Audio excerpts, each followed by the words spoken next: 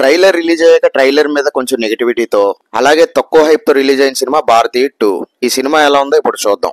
Cinema story విషయానికి వస్తే government schemes వల్ల ఒక ఫ్యామిలీ ఎలా ఇబ్బంది పడింది, ఆ ఫ్యామిలీతో పాటు ఊరి జనాలు డబ్బుల కోసం ఎలా ఇబ్బంది పడ్డారు, అక్కడ అసలు ఎలాంటి పాలిటిక్స్ ఇన్వాల్వ్ అయ్యాయి అనే విషయాలు ఈ సినిమాలో చూపించారు. కల్కిలో కమల్ హాసన్ గారు ఏ రేంజ్ విశ్వరూపం చూపించారో ఈ మూవీలో కూడా అదే రేంజ్ విశ్వరూపం చూపించారు.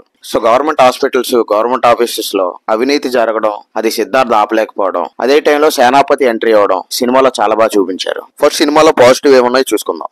సినిమా లాస్ట్ 30 minutes అయితే సూపర్ గా ఉంది. ఇంకా కమల్ హాసన్ గారి యాక్టింగ్ కూడా సినిమాకి ప్లస్ పాయింట్ గా చెప్పొచ్చు. సినిమాకి అనిరుద్ బీజిఎం ఇంకో ప్లస్ పాయింట్ గా చెప్పొచ్చు. చాలా సీన్స్ ఈ బీజిఎం వల్ల ఎలివేట్ అయ్యాయి. సినిమాని ఫ్యామిలీతో చూడొచ్చు.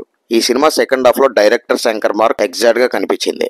ఇప్పుడు నెగిటివ్స్ చెప్పుకుందాం. సినిమా ఫస్ట్ హాఫ్ చూస్తే అసలు ఈ శంకర్ గారి సినిమా అయినా అనిపిస్తుంది. ఫస్ట్ హాఫ్ లో అసలు శంకర్ గారి మార్క్ ఎక్కడా కనిపించదు. సినిమా ఫస్ట్ హాఫ్ అంతా ల్యాగ్ గా ఉంటుంది, కొంచెం కన్ఫ్యూజన్ గా ఉంటుంది.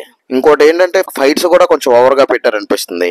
సినిమా సాంగ్స్ అయితే అసలు చెప్పుకోదగ్గ సాంగ్ ఏమి ఉండదు, మనకి గుర్తుండే సాంగ్ కూడా ఏమి ఉండదు. సినిమా స్క్రీన్ ప్లే స్లోగా ఉంటుంది.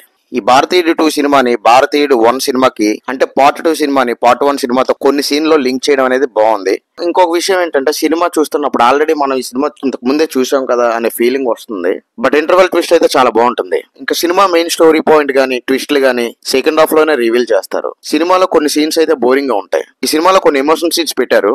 ఇక మూవీలో రోల్స్ విషయానికి వస్తే మెయిన్ కమల్ హాసన్ గారి రోల్ అయితే చాలా బాగుంది. ఇంతకుముందు విక్రమ్ లోని, మొన్న కల్కిలోని, ఇప్పుడు ఈ సినిమాలో కమల్ హాసన్ గారి యాక్టింగ్ అయితే చాలా బాగుంది. సిద్ధార్థ్ ఉన్నంతలో బాగానే చేశాడు. మిగతా వాళ్ళు కూడా వాళ్ళ రోల్స్ వాళ్ళు బాగానే యాక్ట్ చేశారు. సినిమా ఫస్ట్ హాఫ్ యావరేజ్ గా ఉన్న సెకండ్ హాఫ్ వల్ల సినిమా నిలబడిందని చెప్పొచ్చు. సో ఈ వీడియో నచ్చితే లైక్ చేసి మన ఛానల్ సబ్స్క్రైబ్ చేయండి.